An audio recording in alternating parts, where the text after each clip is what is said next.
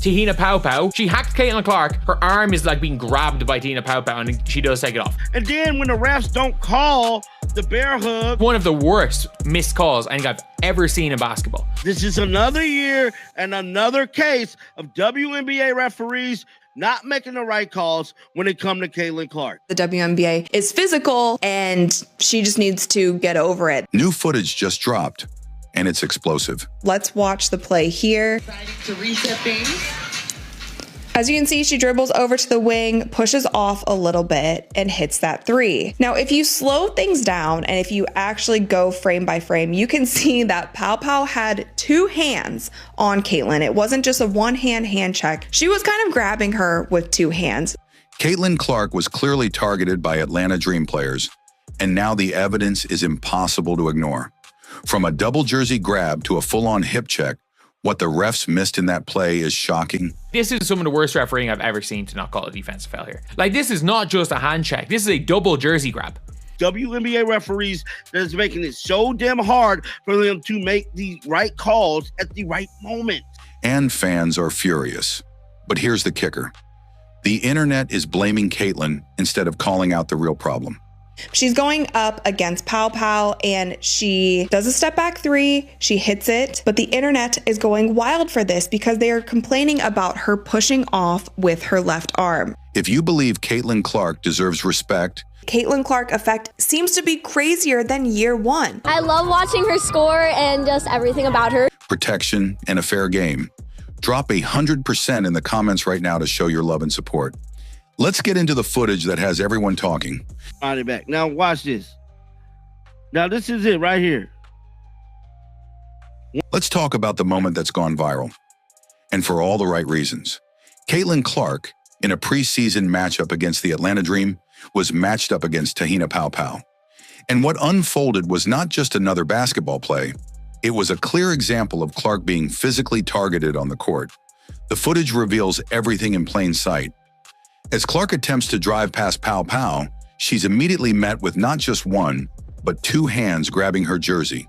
Paopao is on her. Paopao grabs her hip.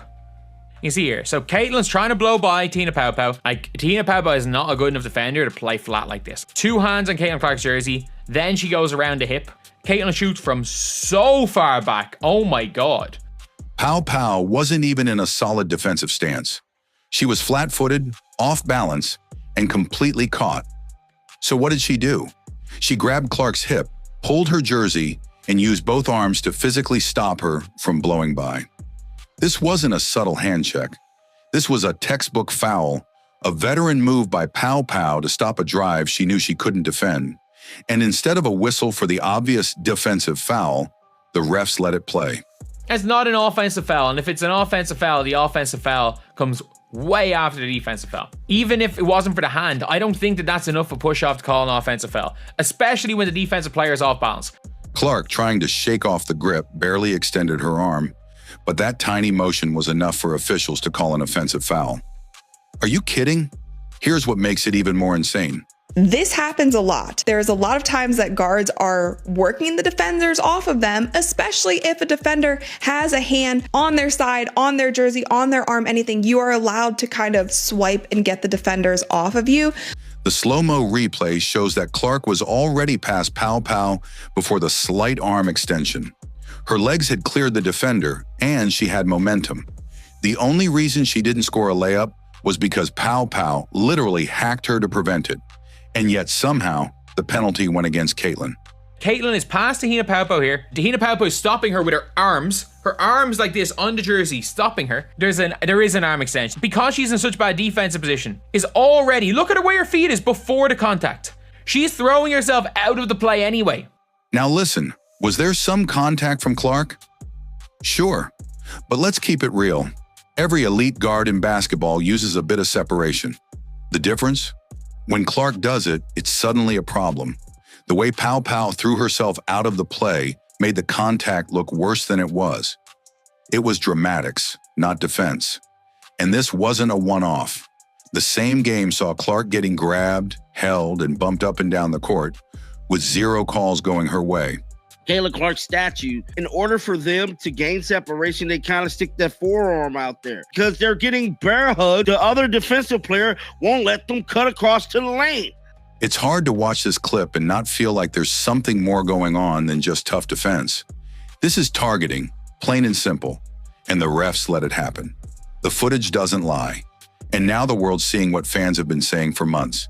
Caitlin Clark is being treated differently, and it's time we start calling it what it is. Bias, plain and simple. Now here's where things get even messier. The online reaction.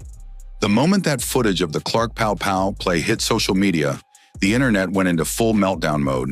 But instead of focusing on the obvious foul from Tahina Pow Pow, guess who the trolls blamed? Caitlin Clark, her arm is like being grabbed by Tina Pow Pow and she does take it off. She's trying to gain separation to shoot a three. But I've never, like, this is some of the worst refereeing I've ever seen to not call a defensive foul here.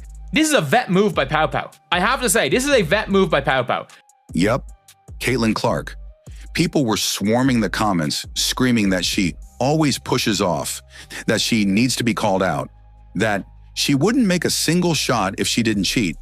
Seriously? Are we watching the same game? Let's be clear. Caitlin Clark was grabbed by the jersey, hip checked, and stopped from driving cleanly to the basket. But because she extended her arm slightly to break free, suddenly she's the villain? That's the narrative now. She's going up against Pow Pow and she does a step back three. She hits it, but the internet is going wild for this because they are complaining about her pushing off with her left arm. And here's the most frustrating part.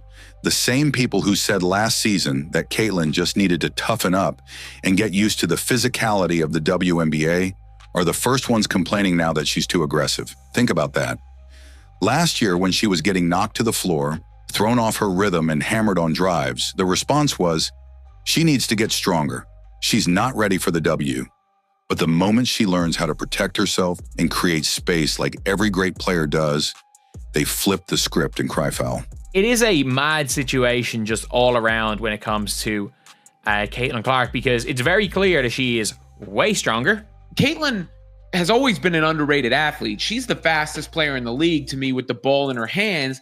And she was the best guard finishing around the rim last year. She shot a bunch of it, and it's been the whole preseason where it looks to me like on her deepest shots, she is just getting them off like they're nothing, like they're routine. Because nobody else is shooting from this distance regularly, and she's doing it with a flick of the wrist. How easily it looks like she's shooting those threes and hitting those threes in the clip that she's doing it, you know, going to the rack, all these various things that show she's even stronger than she was a year ago. And you see it in the strong numbers. I mean, 13 points, 6 boards, 7 assists in 23 minutes of action. It's hypocrisy in broad daylight. When other players throw elbows, grab jerseys, and play hard-nosed defense, it's celebrated as gritty. But when Caitlin so much as uses a shoulder or a small arm extension, it's suddenly a scandal. Let's not pretend this outrage is about rules. This is about narrative control, plain and simple. Clark is the face of the league right now. She brings the ratings, the fans, the media attention, and that kind of spotlight, it creates enemies. The truth is, if this same play happened to any other star, let's say Sabrina Ionescu or Kelsey Plum, people would be talking about the missed foul and how defenders need to stay in front. But when it's Caitlin, suddenly the focus shifts to how dirty she plays. It's not just unfair. It's deliberate. And what's wild is that despite being the most hacked player on the floor, Clark rarely gets the call. In her last 2 games, she had just 1 foul drawn. 1. While being grabbed and bumped full court. This isn't about one play anymore. It's about a pattern. Caitlin Clark is the GOAT. She signed my jersey. I'm so happy. I'm crying. I'm so happy. This is the best day ever. They went the extra mile just to watch her play here. This is great news for women's basketball, period. A refusal to let Caitlin Clark play her game without being nitpicked, scrutinized, or flat out attacked for things other players do every night. So now the question becomes, what does all this mean going forward? Not just for Caitlin Clark, but for the Indiana Fever and even the WNBA as a whole. Because make no mistake, this isn't just about a missed foul or a bad ref call. It's about a growing trend, a targeting culture, and a league struggling to handle its biggest star with fairness and respect. Let's start with Caitlin. She's not just a talented rookie anymore. She's the most talked about player in women's basketball. WNBA rumors suggest Caitlin Clark will be among the first stars making $1 million annually. The most notable of which is, y'all already know who, the needle mover, Caitlin Clark. She's filling arenas, skyrocketing TV ratings, and drawing mainstream media attention the WNBA hasn't seen in years. But with that spotlight comes a price, and the price for Caitlin Clark seems to be unrelenting physical play, constant scrutiny, and minimal protection. Look at how she's handled herself. In the Atlanta Dream game, even with players draped all over her and the refs ignoring blatant contact, she kept her cool. The WNBA referees are terrible. The one-sided calls against Caitlin are so obvious and disgusting, they're ruining the game. If the referees do not get this whole situation together with this Caitlin Clark thing, fans is finna stop watching this sport. She didn't throw tantrums. She didn't retaliate. She let her game do the talking, hitting tough shots, including that cold-blooded step-back three despite the chaos. That's not just skill, that's mental toughness, and people don't give her enough credit for it. But here's what's scary. If this kind of treatment continues, how long can one player carry the weight of the league, the criticism, and the physical pounding without burning out? The WNBA is asking Caitlin Clark to be its face. That's nice. And she was shooting the shit out of it. Of course she was. Right, so she was shooting the shit out of it. And she's the face of the league. Agreed. She's the face of the league. Agreed. Just have nothing but great things to say about who she is as a person. She's so welcoming and so warm as an individual that she can have a conversation with anybody. She's cut from the same cloth as me in that regard. You know what? Us Midwesterners, we tend to just, accept everybody with open arms. She was so kind to my family and everyone in the suite when she came to KC. So huge fans of Caitlin Clark. It is a mad situation just all around when it comes to Caitlin Clark, because it's very clear that she is way stronger. But then refusing to give her the same respect, protection, and whistle other stars get. That's not sustainable. And where does this leave the Indiana Fever? This is a young team trying to find chemistry and an identity. Clark is the engine, but even engines break down if they're overworked and underprotected. You can see the potential. Caitlin's preseason numbers prove it. 14.5 points, 6 assists, 6 rebounds per game, shooting over 52% from the field and 50% from three.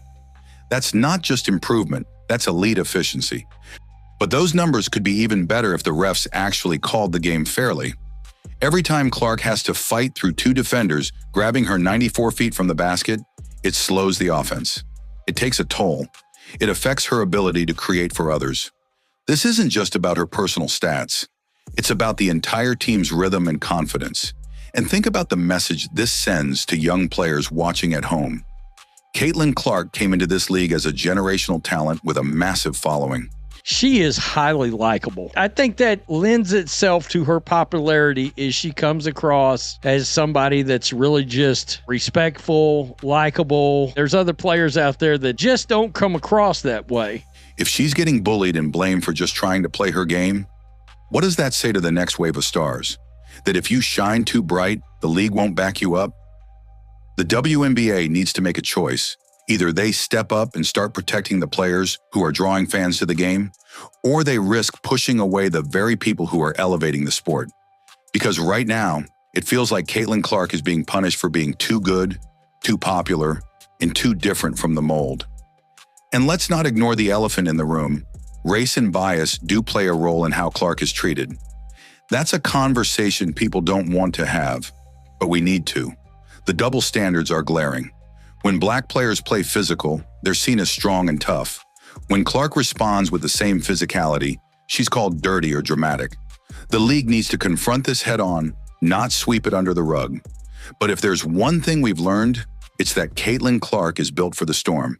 A fan took this iPhone footage of the Indiana Fever doing a workout after that game against the Atlanta Dream. And it was Caitlin, it was Brianna Turner, Jaylen Brown, and Natasha Howard. They were working out in the hallway and just doing some simple lifting. And then also you can see here, Sophie Cunningham comes out of the locker room and she is wearing a boot. She's not backing down. She's adjusting, she's learning, and she's still shining. And she's doing it with composure, class, and cold-blooded clutch shooting, even while taking hits from opponents, the media, and the refs. So yes, the footage shows she was targeted. See that? Do the step back. She had to step back because she knew she didn't have any area here. See, this is the photo that went viral. But it also shows something bigger. She's still standing, still delivering, and still changing the game. The footage doesn't lie, and now the world sees it. Caitlin Clark isn't just getting defended. She's getting targeted. And the fact that she still drops clutch threes, stays composed, and leads her team despite it all, that's what makes her different. That's what makes her great. So in 2024, she averaged 16.5 points per game, 4 assists, 5.5 rebounds. She shot 37% from the field and 31.8% from three. Now, if you look at her preseason in 2025, she only played 2 games in this preseason, and one was against that Brazilian national team. She played 21 minutes. She averaged 14.5 points, 6 assists, 6 rebounds. She shot 52.5% from the field and 50% from three-point range. But this conversation can't stop here. If you believe Caitlin deserves respect, fair treatment, and protection like any other star in this league, drop 100% in the comments right now to show your support. Let's flood the comment section and make sure her voice and her game can't be ignored. And if you're new here, hit that subscribe button because we're keeping it real, breaking down the facts, and standing up for players who make this game special. Smash that like button if you're riding with Caitlin Clark, and I'll see you in the next one.